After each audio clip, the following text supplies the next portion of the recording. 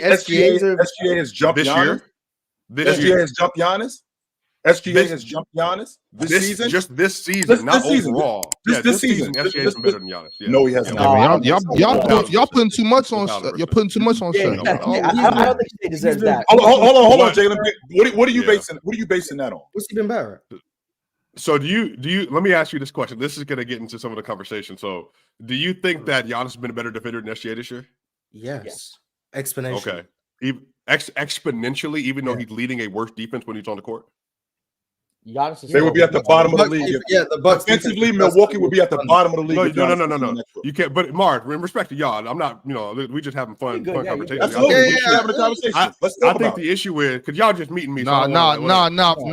Bring the ruckus. We're not having. But fun. Listen, I think the issue is you can't say this ain't no All-Star game, Max. Blame the Bucks defense. Game 7. You can't say blame the Bucks defense when Giannis is the prohibited best defender on the court. And when he's on the court, they've not been in elite defense. So I think some of this is that just the same way you attribute elite offense to Jokic or Luka or Trey. I think Giannis is going to carry similar weight defensively. And I think Embiid, when he's on the court, the 76ers were elite.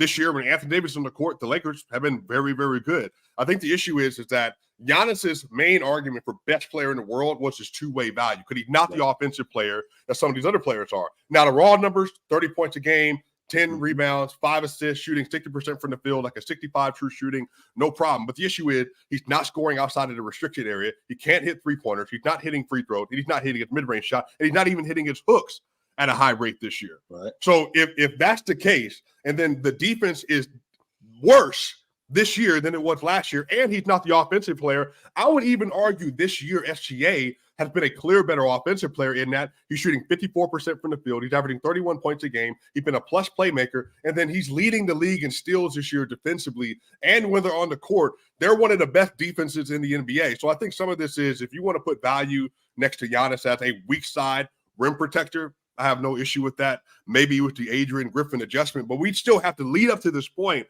I don't think you can just summarily say he's been a better defender. And even if you are saying that, it's not significant enough where it's bearing that out in the numbers. That would be my point. With that being said, would it surprise you, Swiper, if I told you that the Milwaukee Bucks have a top 5 defense in the clutch? That's largely due to Giannis. They're one of the best rebounding teams in the clutch. That's largely due to Giannis. They're one of the best interior defensive teams in the league. That's largely due to Giannis. Now, don't get me wrong. I saw Portland come in there and beat them. I saw Portland throw them 27 in the hole. I saw the Utah Jazz throw them 25 in the hole coming to their building. Right, I do understand that. And when he's off the court, they are significantly worse when he's off the court defensively. But I can't disregard how good he is, especially in the meat and potatoes of the game when it matters the most. Now, does that mean that Giannis is not a good defender? No, that means he's a fantastic defender. That team, the way it's presently constructed, has a huge hole, and it's on the perimeter. So much so that Giannis can't make up for that. He does as much as he possibly can do for that crew. He does as much as he possibly can. When I think about Shai actually has an elite rim protector.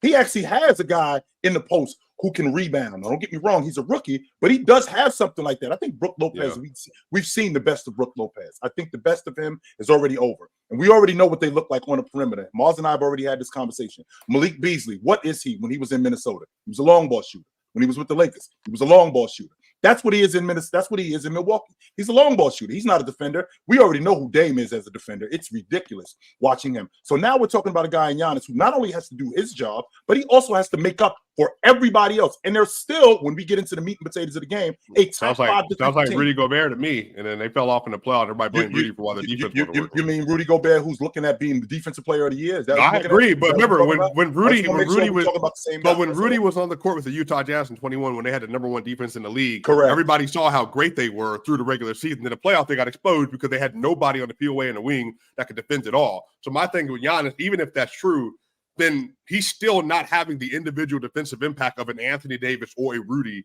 this season. It doesn't mean that it's somehow just his fault, as Mars said.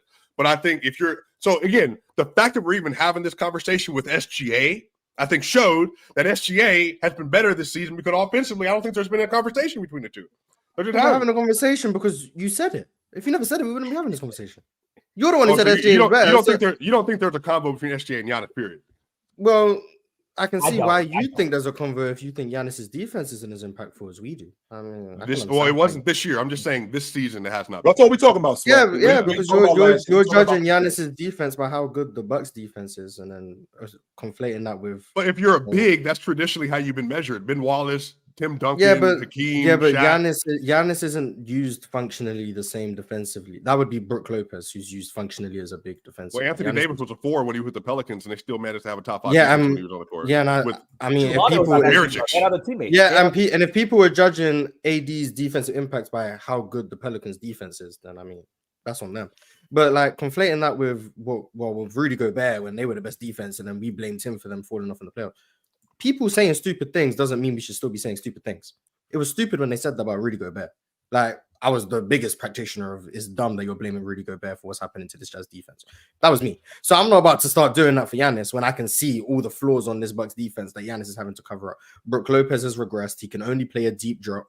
They have no POA defenders of any note to point to. Chris Middleton has regressed on defense. You replaced maybe the best defensive point guard with maybe the worst. Like, sorry that the Bucks are only at average defense when Giannis is on the floor. Giannis, I'm sorry, you're meant to lead that to a top 5 defense, I guess. Like, no, I can, and to say he's worse defensively this year than last year, I just disagree with that. I'm sorry, me personally, They got blitzed by the Heat in the first round too when Giannis was on the court, and maybe he had a bad back, but maybe you'll say he had a bad back when he was just beating full of threes. He clearly had a bad back. But yeah, I just disagree with that. I think his on-ball defense has improved tremendously this year in terms of versatility and ability to switch. In minutes where he's played at the 5, I think he actually looks very good as like that primary defender in the pick and roll. You get allowed to do a lot more. Also in terms of help side rim protection, I think he's more dialed in on that end. Just last season, I think there was some lapses of effort, but he was dealing with a little knee problem at parts of the season, so maybe that's why. But defensive impact, just because the team is worse doesn't mean his impact is lessened. But I think that's go. I'm sorry. Go ahead. I also think we should need to talk about what the scheme is in Milwaukee in terms of defense. I mean, we're talking about a Milwaukee Bucks team where we find Brook Lopez switched on to ones. That's a recipe for disaster for anybody. 1s and 5s do not switch. And Damian Lillard doesn't help that at all. So when you got a guy in Brook Lopez who's clearly past what his prime is, that's going to make your defense exponentially worse. Because now not only is he switched on to the 1, Damian Lillard is switched on to the 5, and he's getting cooked. So that makes your defense look even worse. So the scheme there makes it worse. So now you got a guy in Giannis who's trying to keep this team's head above water by switching on to 5s, by switching on to 3s, and covering up all of their mistakes, which would explain why they are as bad as they are, but why they are as average as they are when Giannis is on the floor. It's the player choice way. Yeah, them boys don't get it started. The player choice way. You're the player choice way. Come and switch lanes into the player choice way.